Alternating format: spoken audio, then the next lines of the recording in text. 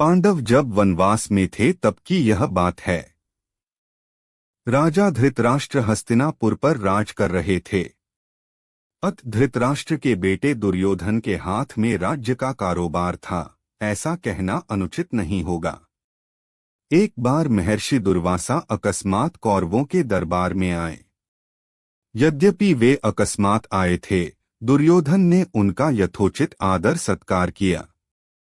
उनकी स्नान संध्या, भोजन, निद्रा हेतु अति उत्तम सुविधा उपलब्ध कराई। दुर्वासा मुनि एकदम तृप्त हुए तथा संतुष्ट होकर दुर्योधन से कहा, मैं तुम पर अत्यंत प्रसन्न हूँ, जो चाहो मांग लो। इस पर दुर्योधन मन ही मन में प्रसन्न हुआ। पांडवों को मुंह के बल गिराने हेतु इस संधि का लाभ लेना चाहिए, ऐसा निश्चय कर झूठी नम्रता से उसने कहा, मुनिवर, मैंने यथाशक्ति आपका आदर सत्कार किया है। उससे आप संतुष्ट हो, यह मेरे लिए बड़े आनंद की बात है, तथा इससे मेरा पुण्य भी बढ़ेगा, यह विशेष महत्वपूर्ण है। ऐसा ही पुण्य मेरे भाई पांडवों को भी मिले, ऐसी मेरी तीव्र इच्छा है। आप अपना अगला मुकाम वन में रहने वाले मेरे पांडव भाइयों के यहाँ करें तथा आप अपने शिष्यों समेत एक समय के भोजन का लाभ पांडवों के यहाँ भी लें। मेरी बस इतनी ही इच्छा पूर्ण कीजिए। तथास्तु कहकर दुर्वासा ऋषि वहां से निकल गए। दुर्योधन को मन ही मन में आसुरी आनंद हुआ।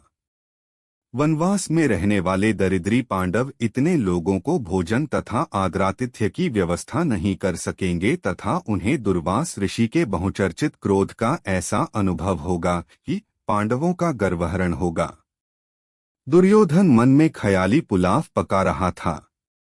दूसरे दिन दुर्वासा ऋषि एवं उनके शिष्यगण जब तक पांडवों की पर्णकुटी पहुँचे तब तक दोपहर के भोजन का समय निकल गया था। वहां पहुंचते ही उन्होंने द्रौपदी से कहा, बेटी, भोजन का समय पहले ही निकल गया है, हम नदी पर जाकर स्नान संध्या कर आते हैं, तब तक तुम भोजन का प्रबंध करके रखो। इतना कहकर वे शिष्यगणों के साथ नदी पर गए। द्रौपदी कुछ बोल न सकी, किंतु वह बुरी तरह से डर गई थी। उनकी पर्णकुटी में अनाज का एक कण भी बाकी नहीं था। ऐसी स्थिति में शिष्यों के साथ आए दुर्वासा ऋषि की भोजन व्यवस्था कैसे करूं, इसकी चिंता उसे सताने लगी।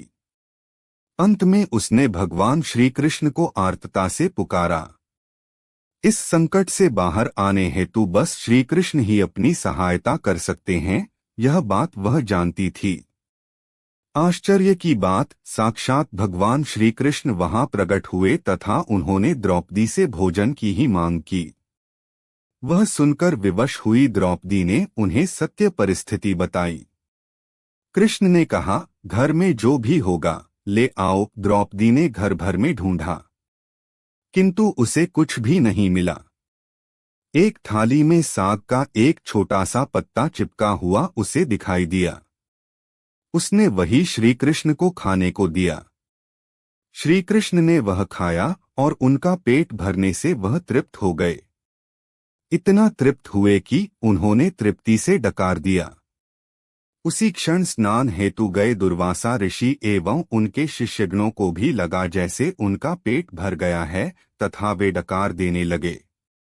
पांडवों के यहाँ वापस आने का विचार स्थगित कर वे आगे की यात्रा पर निकल गए। द्रौपदी ने कृष्ण परमात्मा की सहायता से संकट पर मात दे दी।